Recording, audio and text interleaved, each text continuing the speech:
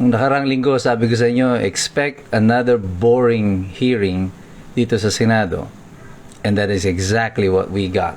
Ito po si Attorney Mike Operario, pag-usapan natin itong summary of what happened in the Senate kanina. Well, just as I said last week, asahan ninyo na magiging boring itong presentation na muli ng prosecution because they will be harping on the same issues. Ang issue po dito muli ay yun na naman pong video ni VP Sara Duterte. And again, as in the case of the first witness, they wasted a lot of time, slowly ang presentation ng prosecution, pati yung kanya mga question. Nakakaantok na sa tagal, na pag-deliver ng question.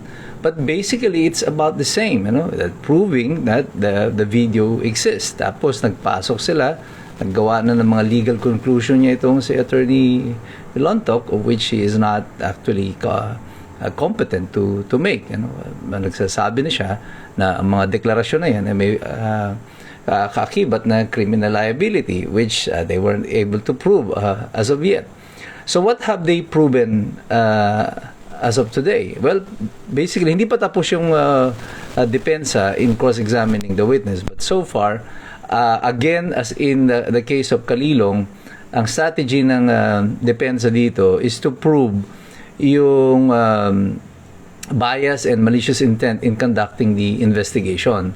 At nung hinimay-himay na nga yung mga ebidensya, makikita dito na ang daming inconsistencies ng mga affidavits, yung mga sagot ni Lontok, halos parang hindi niya kabisado yung mga affidavit na inattach niya, na may pare-parehong mga errors, yung documents niya, may mga, sabi niya, typo errors.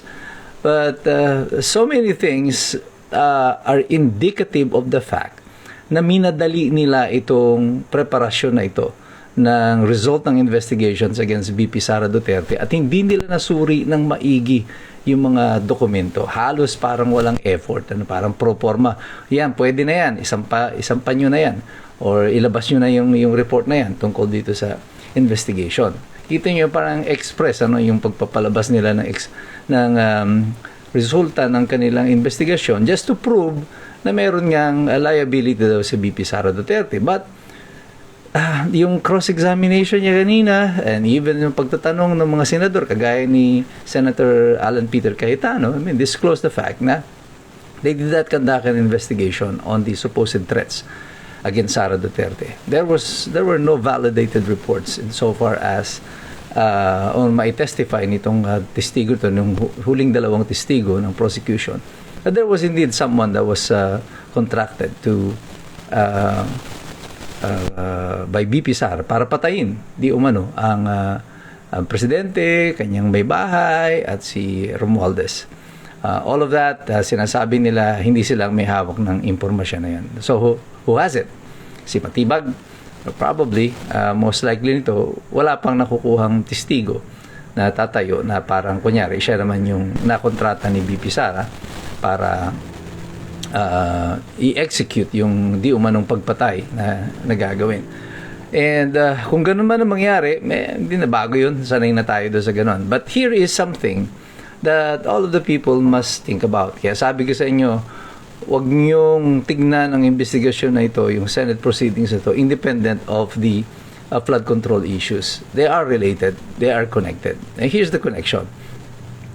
Nung iimbestigahan si VP Sara, apparently parang ang bilis-bilis ng NBI to come up with a resolution on this, a result of the investigation, at parang basta mailabas na lang na kunyari may investigasyon, mayroong resulta yung kanilang investigasyon. Kaya nga sali-saliwa yung kanilang mga dokumento. Nag-exert talaga sila ng effort to figure out kung totoo daw, di umano, yung banta na ito ni VP Sara Duterte. Pero as of the moment, kahit na wala pa sila mga malinaw na mga na ebidensya, they filed the case for grave threats against the Vice President. The NBI did, through the Department of Justice.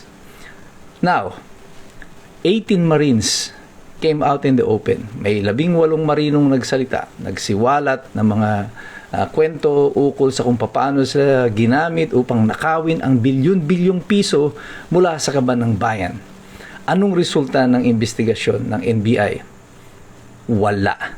Ang totoo, ang ginawa pa nila nang lumabas itong 18 na nagtestigo na ito para magsiwalat ng katiwalian, ang unang ginawa ng NBI ay ipatawag sila at alamin kung ano ang kanilang motibo.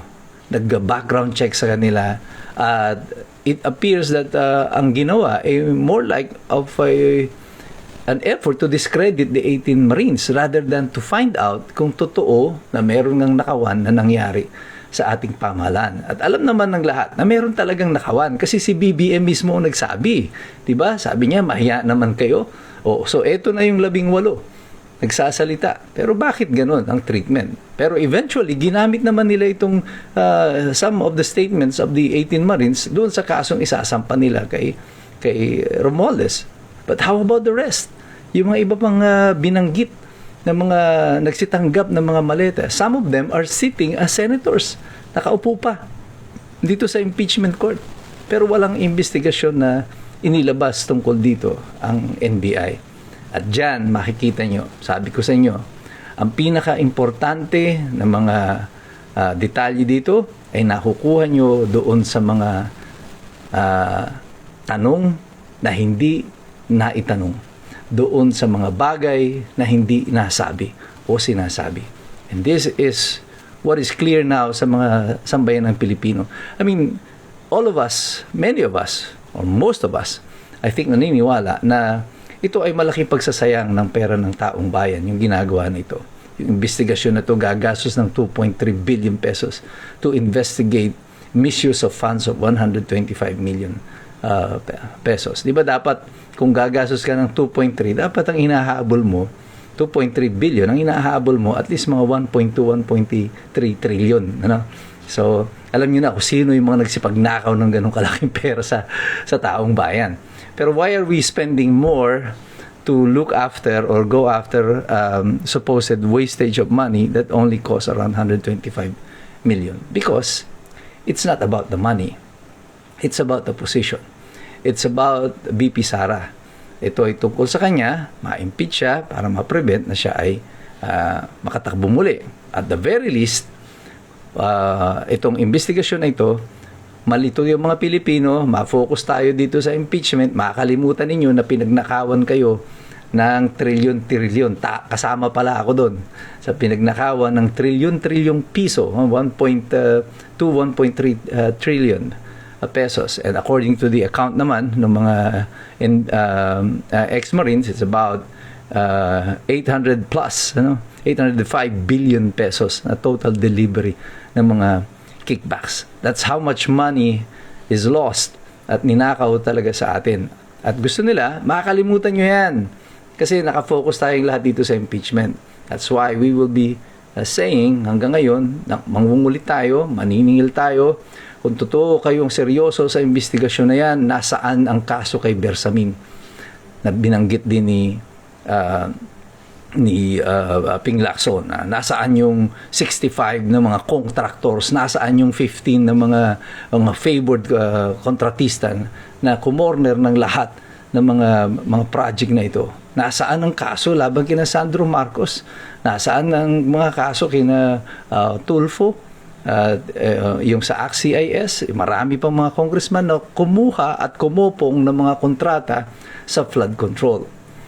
Kami ay patuloy na magtatanong.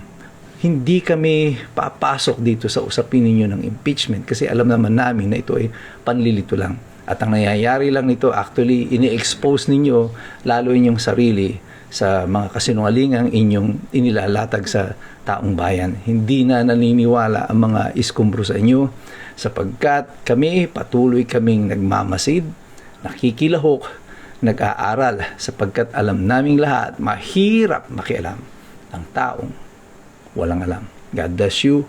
God bless us all. Mabuhay ang Republika ng Pilipinas. We are the resistance.